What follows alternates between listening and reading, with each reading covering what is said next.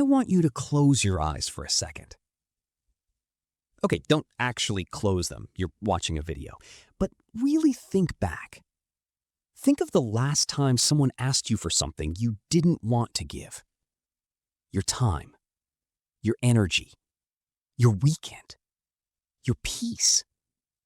And what did you say? You said yes. You smiled. You said, of course, no problem. Maybe you even offered to do more than they asked. And then what happened? You went home, and something in your chest got heavy. Maybe you couldn't sleep that night. Maybe you sat in your car for 10 extra minutes before going inside, just breathing, just trying to shake off a feeling you couldn't even name. You told yourself, next time I'll say no. But next time came, and you said yes again. If you're nodding right now, if some part of you just felt seen, stay with me. Because what I'm about to tell you might be the most important thing you hear all year. That yes you keep giving, it was never kindness. It was fear, wearing kindness like a mask. And it's been running your life so quietly, you never even noticed it was there. From the outside, you look fine. Better than fine, actually. You're the easy one, the reliable one, the one who never causes drama, never pushes back, never makes things awkward. People describe you as so kind or such a good friend. Maybe you've even been proud of that reputation. But here's the part that hurts to say out loud. Every single time you say yes, when your whole body is screaming no, you are betraying yourself. Quietly, privately, in a way nobody else can see, but you feel it every time. And it doesn't stop there. Afterwards comes the guilt, the little voice that whispers, you should have just helped them. Why do you feel bad about this? Or the anxiety that creeps in when you imagine someone being upset with you, even slightly. Here's something important. That guilt isn't a flaw in you. People pleasers often have difficulty asserting themselves and feel guilty or anxious when they do not meet the expectations of others. That feeling is information. It's your mind trying to tell you something has been off for a very long time. And the cost is real. Chronic people-pleasing has been linked to heightened neuroticism, pain-shattering anxiety, and emotional exhaustion, potentially leading to mental health disorders. So let that sink in for a moment. The very thing you do to keep everyone else comfortable is slowly, quietly wearing you down. And almost nobody around you knows because you've gotten so good at hiding it, smiling through the exhaustion, saying, I'm okay when you are anything but. Here's where it gets emotional, because this isn't really about adult you. This is about a much younger version of you. Picture a child sitting at a dinner table, watching the room, reading the moods, learning, without anyone teaching them directly, that love in this house wasn't unconditional, that it could be withdrawn, that tension, silence, or anger could show up if the wrong thing was said or felt. So that child learned a rule, and learned it fast. If I keep everyone around me calm and happy, I will be safe. That wasn't weakness. That was survival. People-pleasing behaviors often develop in childhood as a way to secure love and safety.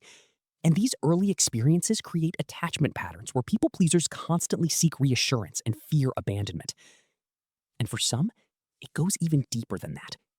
Research suggests that people-pleasing to settle conflicts and maintain approval is actually a trauma response, common in people who experience childhood trauma. Appeasing others to create a false sense of safety. So if you've ever wondered, why is it so hard for me to just say no, even about small things? This is why. It was never really a choice. It was a strategy a scared kid came up with to survive their environment. The problem? That kid grew up, left that house, built a whole life. But the strategy never got the memo. It's still running in the background, in your job, your friendships, your relationship, and it's costing you in ways that little kid could never have imagined. I want you to know something, because I think it might surprise you. This pattern doesn't just happen to regular people struggling quietly. It has happened visibly, painfully, to some of the most admired people who ever lived. Take Princess Diana. To the entire world, she was warmth itself, grace itself, a woman who seemed to make everyone around her feel cared for. But underneath that, psychologists who studied her noted lifelong struggles with abandonment, anxiety, and insecurity, rooted in the trauma of her parents' divorce and the emotional withdrawal she experienced as a child. A woman loved by literally billions of strangers around the globe, and still, she spent so much of her life trying to bend herself into a shape that the people closest to her would finally, fully accept.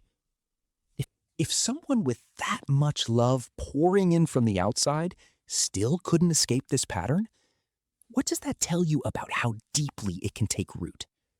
Or look at Jennifer Aniston, one of the most successful, beloved actresses of her generation. She's described her mother as critical and unforgiving, someone whose approval always felt just out of reach. When the people who are supposed to love you unconditionally make that love feel conditional, you learn early and hard that your worth is something you have to earn over and over through performance. These weren't weak people. These were extraordinary, resilient human beings, and the wound still reached them. So if it reached them, please stop being so hard on yourself for carrying it too. I need you to really sit with this next part, because it's the part most people never let themselves think about. Every yes you give when your heart is screaming no has a price, and that price gets paid, one way or another. It costs you your time. Every hour spent doing something you never wanted to do is an hour stolen from your rest, your goals, your actual life. It costs you your relationships, not all at once, slowly.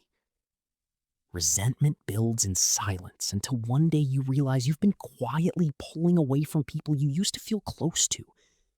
Not because they did anything wrong, but because every interaction with them now leaves a residue of exhaustion you can't explain.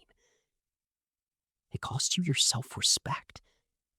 People-pleasing might have helped you get through hard moments in your life, but over time it leaves you feeling anxious, frustrated, and stuck in a pattern you can't seem to break. And the cost you can't even see, the one that hurts the most, it costs you. Year after year of shaping yourself around what everyone else needs, and one day you look up and realize you genuinely don't know what you need anymore, what you actually like, what you actually believe, who you are when no one's watching and no one needs anything from you. People love the version of you they see, but somewhere inside, you know, that version isn't all of you, and carrying that gap every single day is exhausting in a way that's almost impossible to explain to someone who's never felt it. If you've felt that gap, I'm not telling you this to make you feel worse. I'm telling you because the next part is where things start to change. This isn't going to be one of those just say no speeches, because we both know it's not that simple. Not when the pattern is this old, this deep. But here's where you can start, gently, today. First, catch the moment. The next time you feel that automatic yes rising up before you've even thought about it, pause. Just notice it. Ask yourself, is this a genuine yes? Or is this fear wearing a smile?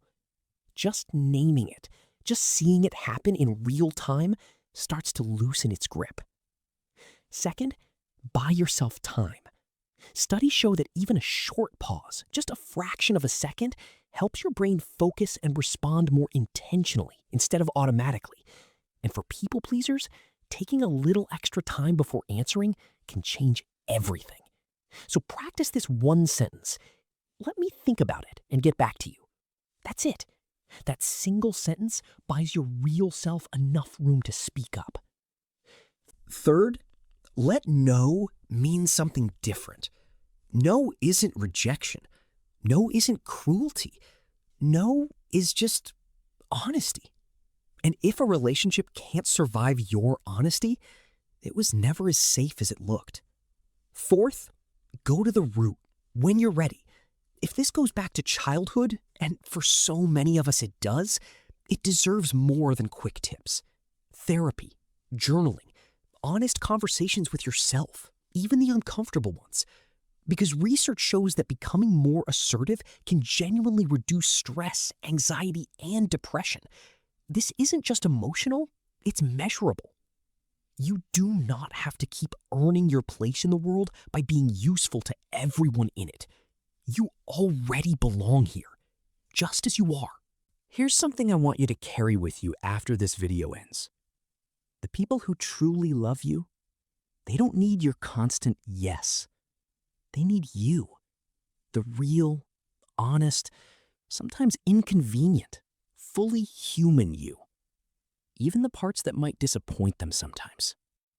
Your no isn't a weapon you're aiming at someone. It's a boundary. And boundaries aren't walls that keep love out. They're the foundation that finally lets real love in. You are not on this earth to be everything for everyone all the time. You are here to be you, fully, honestly, without needing anyone's permission.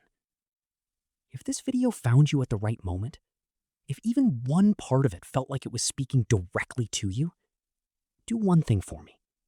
Save it. Come back to it on a day you need the reminder. And if you know someone who's always the one saying yes, who's always taking care of everyone else, send them this. It might be exactly what they need to hear today.